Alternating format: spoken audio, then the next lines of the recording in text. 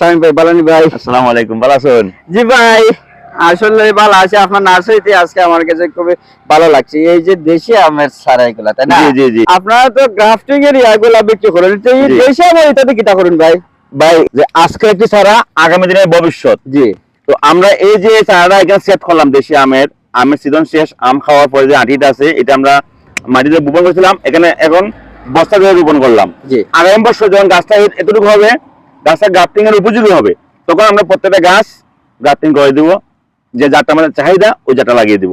আজকে শামীম ভাই, এটা কি এক বছরে কি এটা গ্রাফটিং এর উপযোগী হয়ে যায় কিনা? এক বছর লাগে না, আরো আগে হয়। আরো আগে হয়ে যায়। জি জি ওই এক বছর পরে এটা যখন একটু শক্তিশালী হইব, ওই জি, জি। সময় আপনারা এটার নিচের দিকে খাইটটা আগা ফালে, তারপরে জি। আপনার পছন্দের একটা জাত জি, জি। আনিয়া এটার মধ্যে জোড়া লাগাই দিবা। জি জি এখন যে তারা যে জোড়া লাগাইবে, এটা কিন্তু এত সহজ মনে করলো হইতো না। আপনি আমি কিন্তু এটা পারতাম না, কারণ আমরা গ্রাফটিং করে কিন্তু এটা অভ্যস্ত না। গ্রাফটিং করার জন্য অভিজ্ঞ হাত লাগে, অভিজ্ঞ ছাত্র জি, জি। লাগে, অভিজ্ঞ গাছ লাগে, সবকিছু বুঝতে হবে, সময় বুঝতে হবে, রাইট। নাকিটা? জি।